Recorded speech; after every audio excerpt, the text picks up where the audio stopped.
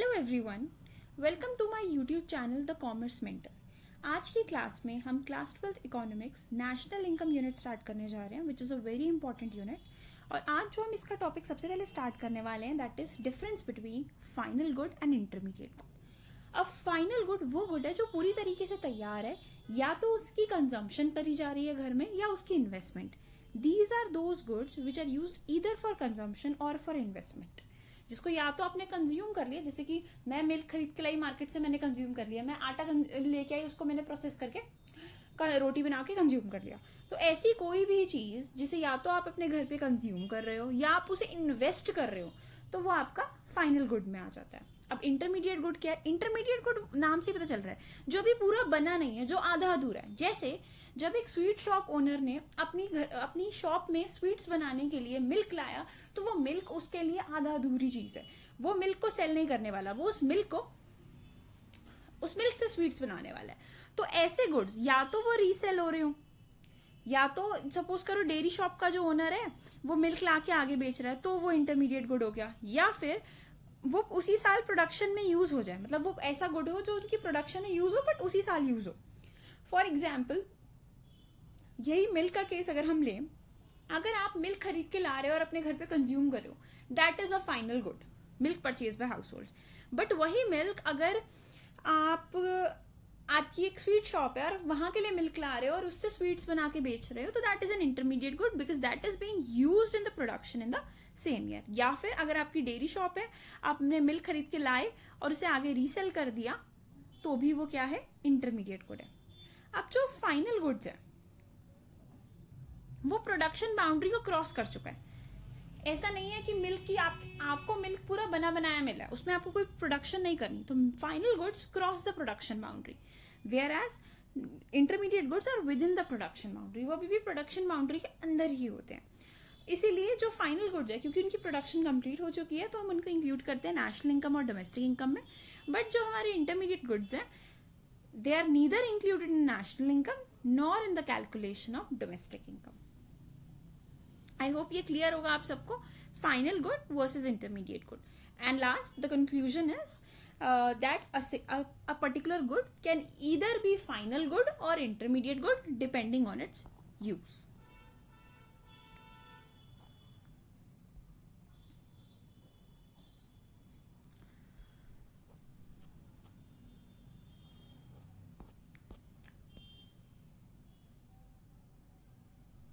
Okay, so हमारा next topic है consumption goods versus capital goods. Consumption goods वो goods होते हैं जो हमारी नीड्स एंड वांट्स को डायरेक्टली सेटिस्फाई करते हैं। आप ब्रेड खरीद के लाए, आपने उसे कंज्यूम कर लिया। जो गुड्स हमारी अपनी कंजम्पशन के लिए यूज हो रहे हैं, वो कैसे गुड्स हैं? Consumption goods. These goods satisfy human wants directly. Capital goods, these goods satisfy human wants indirectly. For example, bread purchase by house hold, जो ब्रेड एक हाउस होल्ड ने खरीदी, वो क्या है? Consumption good. कैपिटल गुड क्या है? Machinery purchase by firm. वो गुड्स जो हमारी वांट्स को डायरेक्टली सेटिस्फाई करें, वो होते हैं कंजम्पशन गुड। जैसे कि आप ब्रेड खरीद के लाए, आपको भूख लगी थी, आपने ब्रेड खा ली, वो एक कंजम्पशन गुड है, इससे कोई प्रोडक्शन नहीं बढ़ रही। लेकिन कैपिटल गुड वो गुड है जो आपके ह्यूमन वांट्स इनडायरेक्टली सेटिस्फाई कर रहे हैं। जैसे आप एक कंपनी ने एक मशीनरी खरीदी फॉर ब्रेड मैन्युफैक्चरिंग, तो उस मशीनरी ने आपकी नीड्स को सेटिस्फाई नहीं करा, राइट, बट इनडायरेक्टली तो करा, क्योंकि उसी से ब्रेड बनी। For example, machinery purchase by firm, it helps in raising production capacity. So this was all about consumption versus capital good. Next हम आज की क्लास में समझेंगे कि व्हाट इज जीडीपी। जीडीपी क्या होता है? GDP stands for gross domestic product. GDP ये होता है कि GDP is the value of all final goods and services. अभी हमने दो तरीके के गुड्स पढ़े, कुछ फाइनल होते हैं, कुछ इंटरमीडिएट होते हैं। तो जो हमारे फाइनल गुड्स एंड सर्विसेज हैं,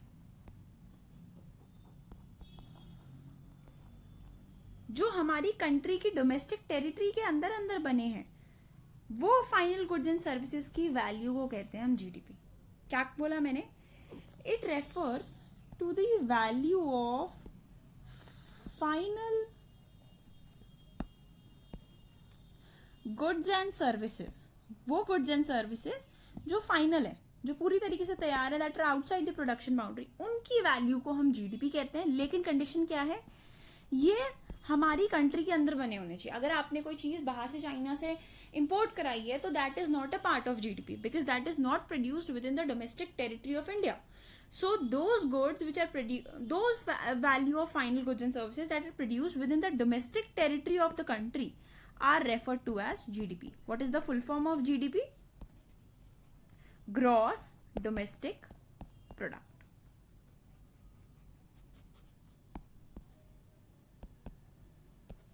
इसकी डेफिनेशन देख लेते हैं.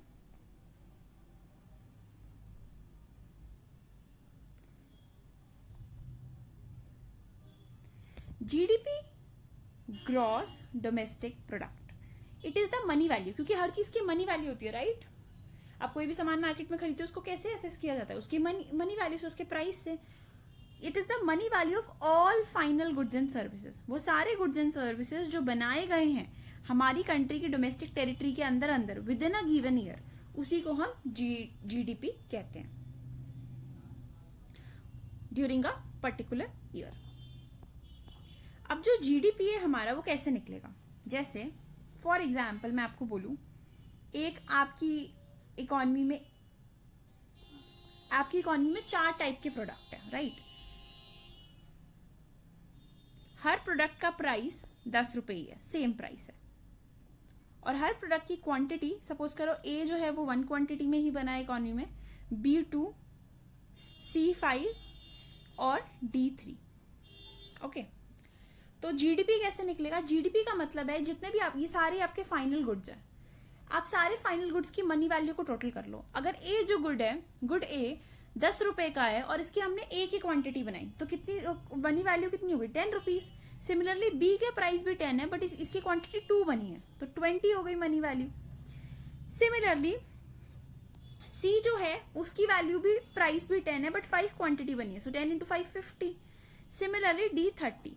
सो जो हमारा टोटल जीडीपी होगा दैट इज 30 + 30 60, 60 + 50 110. इस सबको हमने टोटल कर लिया तो हमारा जीडीपी आ गया 110. तो हमने जीडीपी कैसे निकाला? प्राइस इंटू क्वांटिटी करके, प्राइस इंटू क्वांटिटी. तो जो हमारा जीडीपी होता है वो 2 तरीके का होता है. एक होता है रियल जीडीपी, एक होता है nominal GDP.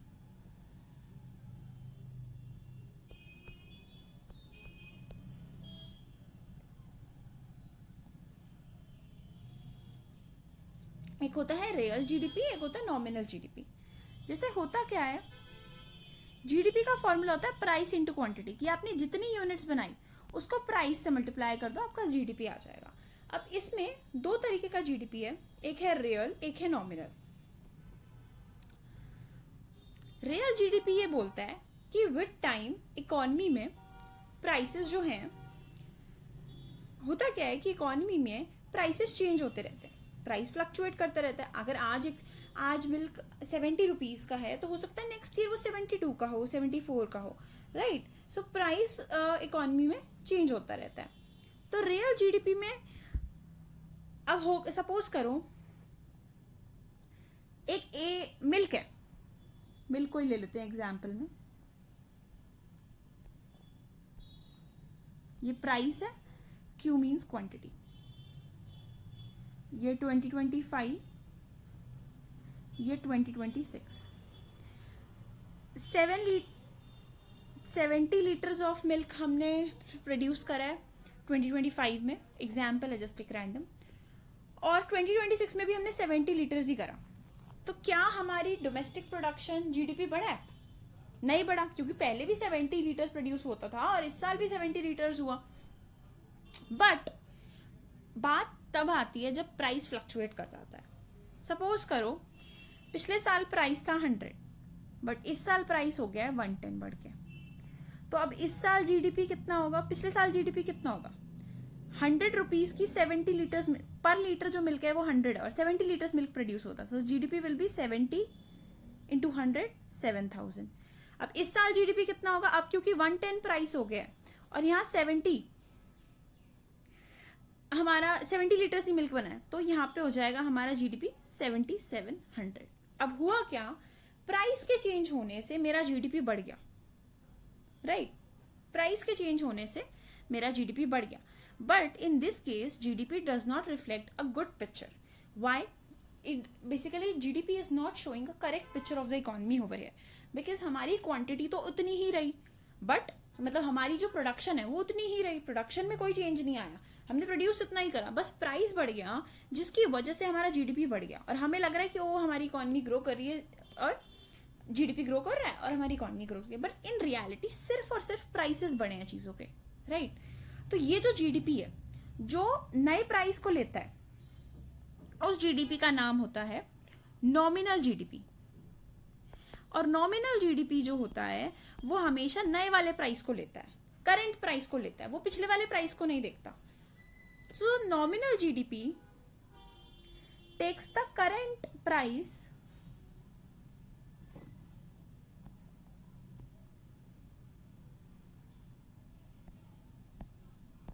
and current quantity.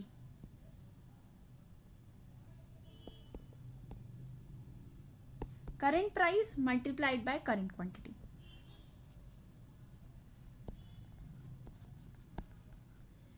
See, तो nominal GDP does not reflect a true picture of the economy because it takes current price and current quantity. But यहाँ पे आता है हमारा real GDP, वो उसका नाम जैसा ही है, वो real picture दिखाता है. रियल जीडीपी कह रहा था, हम फिर से पहला ही वाला एग्जाम्पल लेते हैं, ये रहा ईयर 2025, ये हमारा ईयर 2026.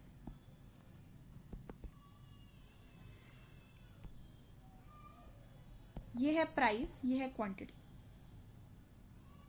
प्राइस था मिल्क का 100 रुपीज पर लीटर, अब हो गया 110 रुपीज पर लीटर. क्वांटिटी थी 70, आज भी क्वांटिटी 70 लीटर ही प्रोड्यूस हो रहा है. तो फर्स्ट ईयर में जो 2025 में जो प्राइस होगा वो होगा 7000, जीडीपी जो होगा 2025 में दैट विल बी 70 to 100 7000. और बिकॉज प्राइस बढ़ गया तो नॉमिनल जीडीपी सेकेंड ईयर का 2026 का आएगा 7700. बट रियल जीडीपी ये बोलता है, रियल जीडीपी कहता है कि बट ये तो सही बात नहीं हुई, इन दिस वे हम तो गलत चीज दिखा रहे हैं, जबकि इन रियलिटी तो हमारी प्रोडक्शन कैपेसिटी बढ़ी ही नहीं है. So here comes into picture real GDP. Real GDP ये कहता है कि मैं इस नए वाले प्राइस को नहीं लूंगा, मैं पुराने वाले प्राइस को ही लूंगा, मैं प्राइस को हमेशा कांस्टेंट रखूंगा, मैं एक प्राइस को बेस प्राइस मान लूंगा और हमेशा मैं उसी से निकालूंगा. क्योंकि अगर मैं बेस प्राइस लूं, मैं 110 नहीं लेता, मैं 100 लेता हूं, तो उस केस में मेरा जीडीपी कितना आएगा सेकेंड ईयर का भी 7000 ही आएगा. तो in this case it is showing that our production capacity has not increased, it is still the same as last year. So that is what real GDP says. Real GDP says कि मैं एक पुराना वाला price fix कर लूंगा और हर साल वही प्राइस लूंगा. So real GDP is equal to base year price into, लेकिन क्वांटिटी तो हम इसी साल की लेंगे ना, पिछले साल की कैसे लगती है? क्वांटिटी तो हमें सही लेनी चाहिए जो प्रोड्यूस हुई है करंट ईयर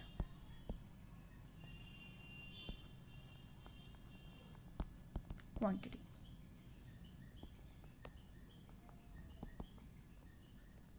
नॉमिनल जीडीपी क्या होता है? It is equal to current year price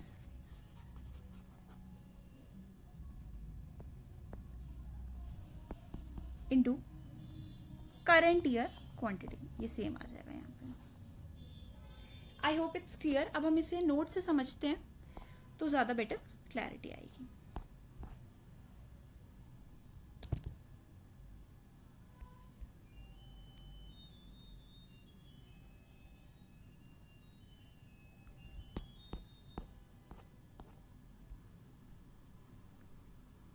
सबसे पहले नॉमिनल जीडीपी पढ़ते हैं.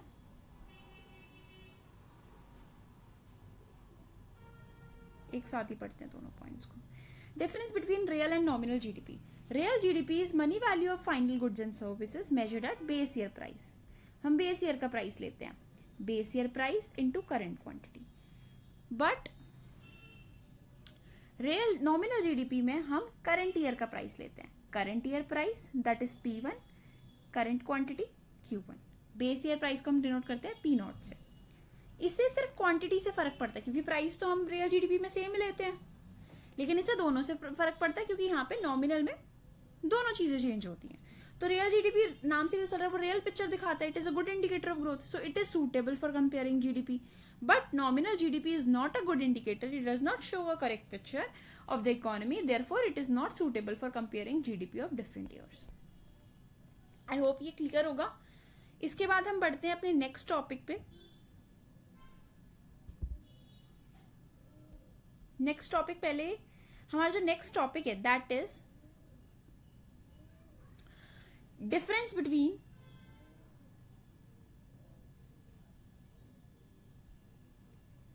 Factor income and transfer income. सबसे पहले हमने 4 फैक्टर्स ऑफ प्रोडक्शन पढ़े हैं छोटी क्लासेस में, इकोनॉमिक्स में पढ़े होंगे. लैंड, अगर हमें बिजनेस करना है, एंटरप्राइज बनानी है, तो हमें 4 फैक्टर्स चाहिए. क्या क्या चाहिए? Land, labour, capital and entrepreneur. और इन्हें हमें इन रिटर्न पे करना पड़ता है. लैंड के लिए हमें रेंट देना होता है, लेबर को हमें उसके काम के लिए वेजेस देने होते हैं, कैपिटल यानी अगर आपने मनी बोरो करी है बिजनेस के लिए तो आपको उस पर इंटरेस्ट देना होगा, एंटरप्रेन्योर को हमें उसकी सर्विसेज के लिए उसे प्रॉफिट देना होगा. तो ये जो 4 सर्विसेज थी, इन्हें बोला जाता है फैक्टर्स ऑफ प्रोडक्शन या फिर फैक्टर सर्विसेज. और इनके रिटर्न में हमने इन्हें कुछ पेमेंट करी, जैसे लैंड के लिए रेंट दिया, लेबर के लिए वेजेस दिए, कैपिटल के लिए इंटरेस्ट दिया, एंटरप्रेन्योर के लिए प्रॉफिट दिया. तो ये जो 4 हमने चीजें पे करी वो क्या था? फैक्टर इनकम पे करी. फैक्टर सर्विसेज के रिटर्न में जो इनकम पे करी जाती है दैट इज फैक्टर इनकम. ये वो इनकम है जिसके रिटर्न में आप कोई सर्विस दे रहे हो.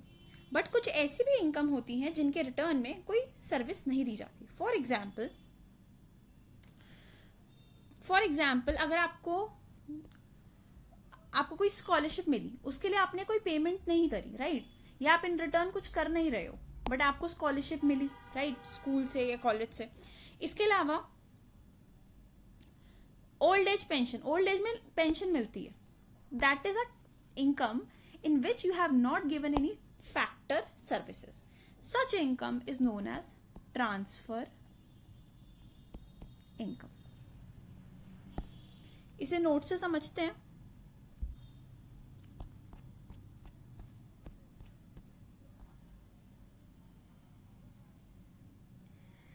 Difference between factor income versus transfer income.